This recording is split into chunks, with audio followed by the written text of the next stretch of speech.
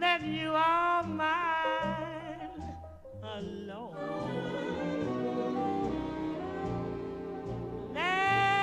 We all remember Club Penguin, a fun-loving community that catered to all ages thanks to its strict moderation.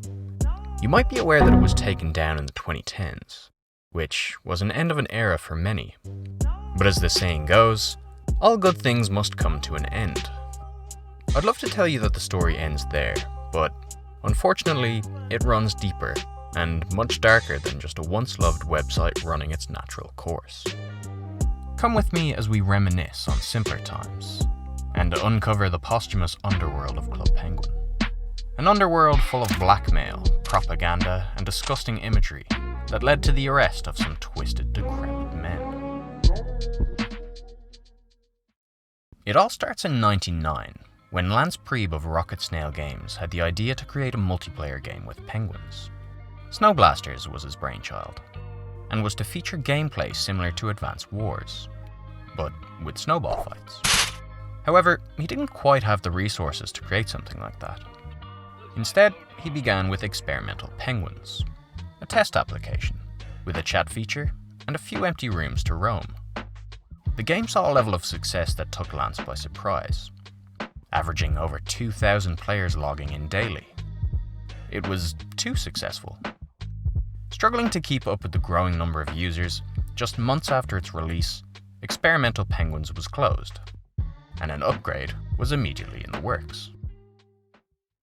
In 2003, the second iteration was released, Penguin Chat 2.0, introducing new features that even decades later you might recognize.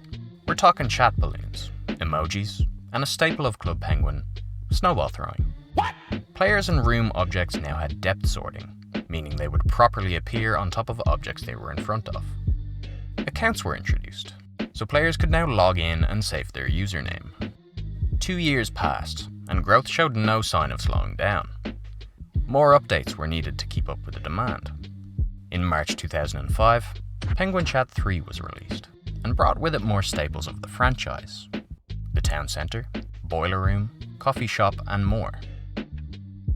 Less than a year later, Rocket Snail Games partnered with New Horizon Interactive, and the first version to be titled Club Penguin was released. It was a novel idea, hanging out with your friends without ever having to leave your house. I remember meeting up with my cousin in-game, and I thought it was class. He lived hours away, and I only saw him a couple times a year.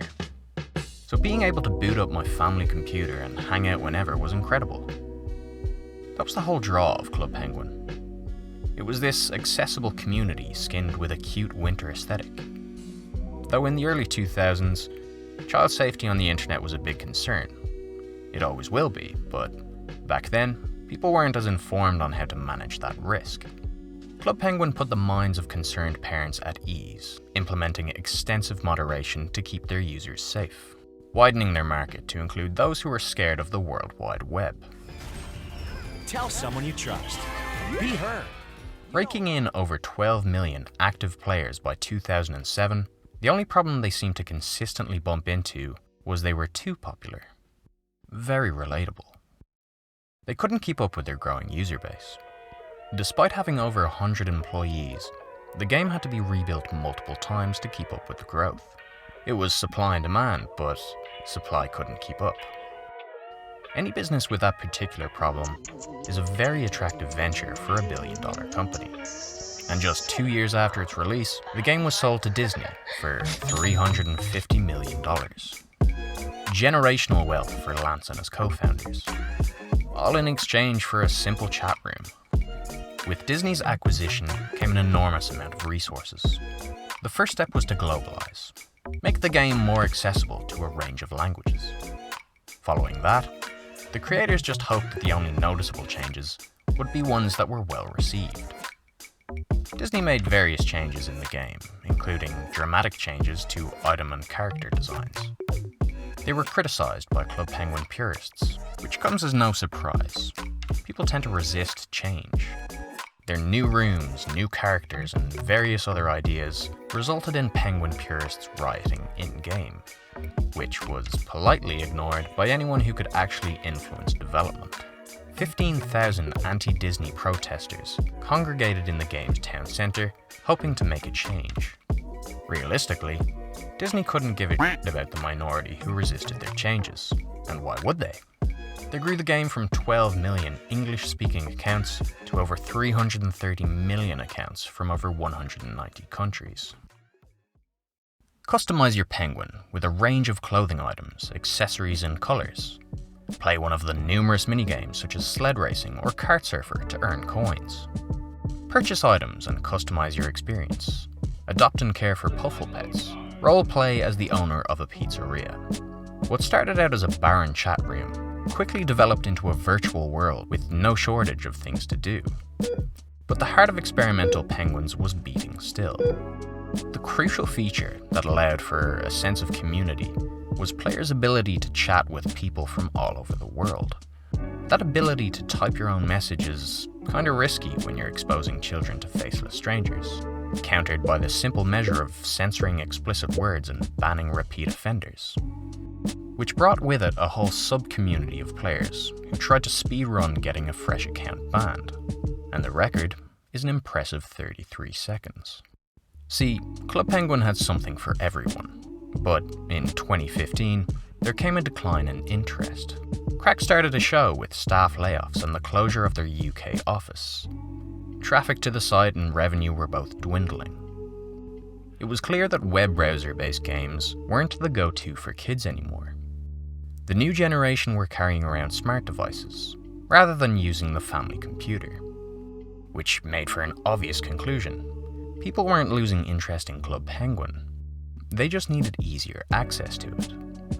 So in March of 2017, the web browser was shut down.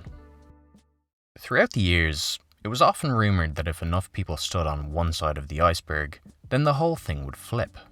But even if a server full of penguins managed to coordinate themselves, it still wouldn't be enough to tip it. Until its final day, when the iceberg flipped to reveal a dance floor and a farewell party. How poetic. On the other side of the iceberg was even more fun. The end of Club Penguin's browser-based game was actually the rebirth of something even more exciting. The new mobile game called Club Penguin Island was on the horizon, and was expected to reignite the community.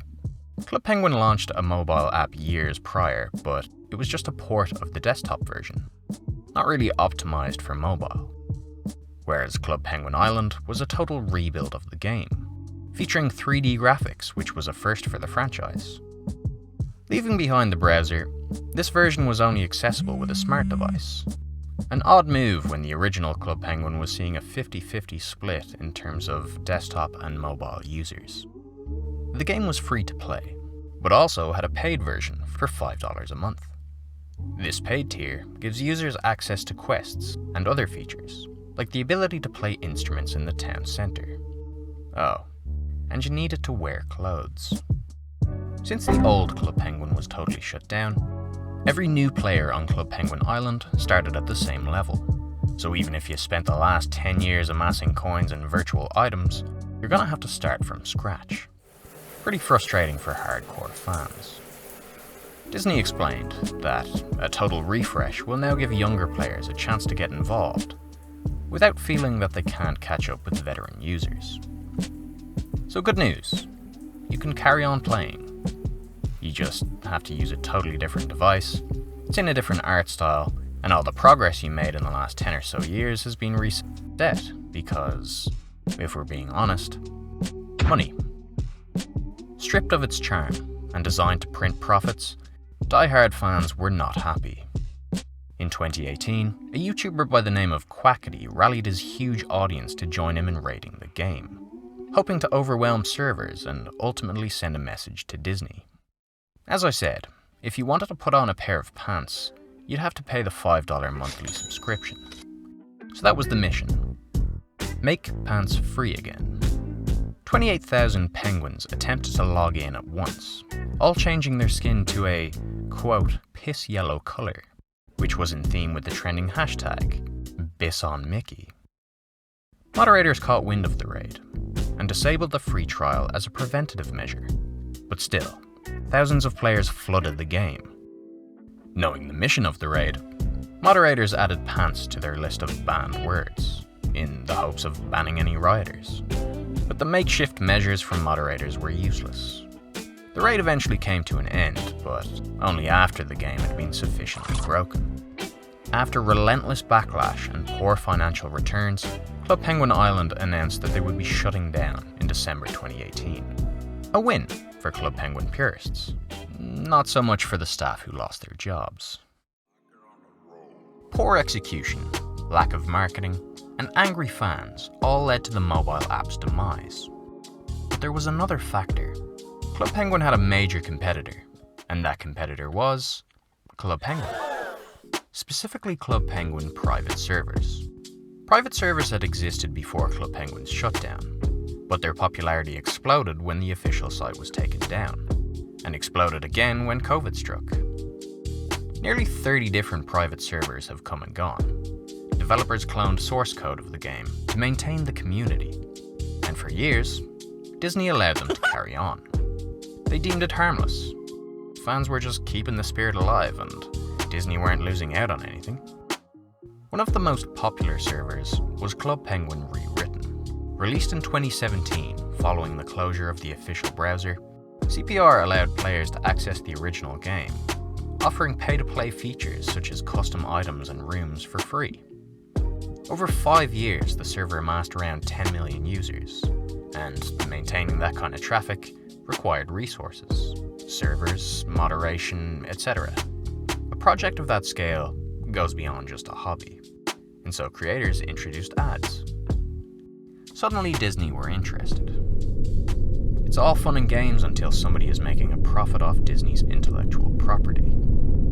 CPR was shut down in 2022, along with numerous other private servers. A whole 2 years after ads started running, which suggests that Disney wasn't all that motivated by the loss of potential profits. Then, what motivated the move? What's the one thing Disney cares more about than money? I'll tell you a quick side story and see if you can figure it out. A young boy was tragically taken from his parents in 2018. Ollie Jones spent 2 of his 4 short years fighting a losing battle with leukodystrophy, a rare genetic disease. Ollie was a Spider-Man superfan. He spent his final holiday in Disneyland. So when it came time to lay him to rest, there was no better way to honor him than with a tasteful depiction of Spider-Man on his tombstone. Spider-Man, like nearly everything else, is owned by Disney, and they refused the family permission to use their character's image. They didn't want their intellectual property associated with death. Here's an unrelated list of all the deaths that have occurred in the Spider-Man films to date. To paraphrase Ollie's father bluntly, Disney can't profit off dead children. So, why make allowances for them?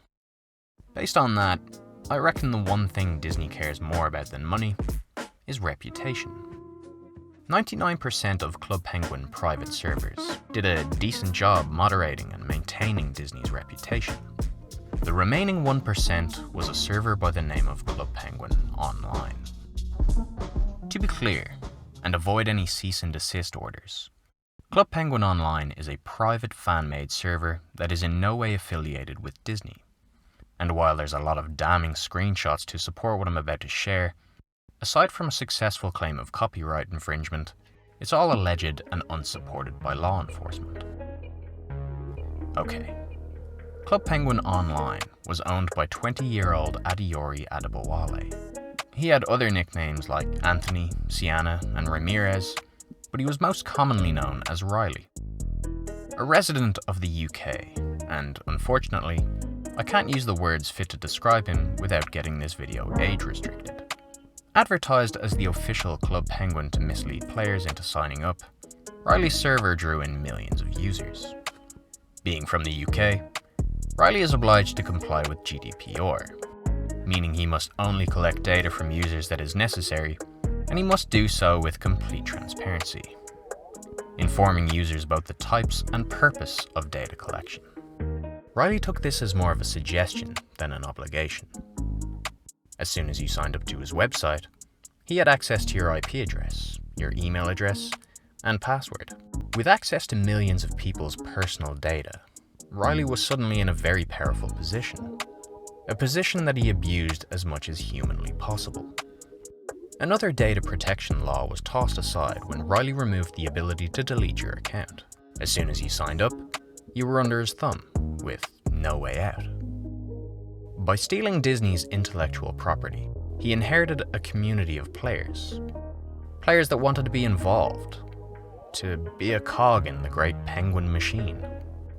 A self-governing community needs moderators, and in Club Penguin Online, it was a respected and powerful title to hold, attracting plenty of young teenagers who raised their hands to volunteer. The application process was simple. Just privately message Riley a naked picture of yourself, and you're a part of the team.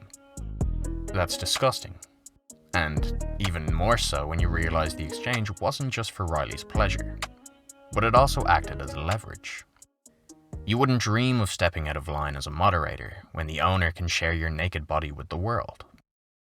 Reminder, this manipulative exchange of literal child pornography is alleged, but here's screenshots from some of the victims. And here's a Discord conversation between members discussing his abhorrent behavior.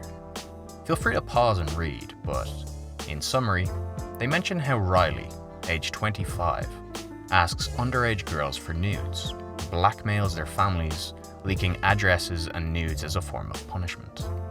He's been banned from Discord 8 times from anonymous reports, but nobody is willing to go to the police since they're under his thumb. One member was outed as being trans, and anyone who tried being supportive was banned. His girlfriend is 17, 8 years younger than him, which is legal in some places, but it's questionable everywhere. I found an interesting point on Reddit. How do people get so wrapped up into stuff like this? How can you not get out of a video game community? The hell is this guy gonna do? Well, he has access to your passwords and your IP address, which means he knows your identity and he knows where you live. That makes him a very dangerous man to blow the whistle on, and Riley doesn't like his whistle blown, unless you're a minor. To compound on the solicitation of underage nudes, despite being advertised as a kid-friendly game, the game had mature servers, allowing swear words, homophobic slurs, anti-Semitism, and racist messages to be posted publicly, all uttered in a newly added strip club. The website couldn't be less safe, and it was masquerading as one of the safest. Parents allowed their children online given the reputation of Disney's version of the game, only to have their personal data compromised and be subjected to a dictionary of expletives. What's your profanity? Right, I'm sorry. Most of this information has been made publicly available by Joey Hughes, a former staff member who has admitted to hacking and doxing people on Riley's behalf. Acting out of fear, Joey defended Riley for 4 years because, if he didn't, his nudes would be leaked, his house would be swatted, and his address would be doxed. But he grew sick of the silence, and risked it all in the hopes of exposing Riley. In 2020, Joey uploaded a 3-part in-depth explanation of the authoritarian dictatorship Riley had crafted, providing screenshots from victims.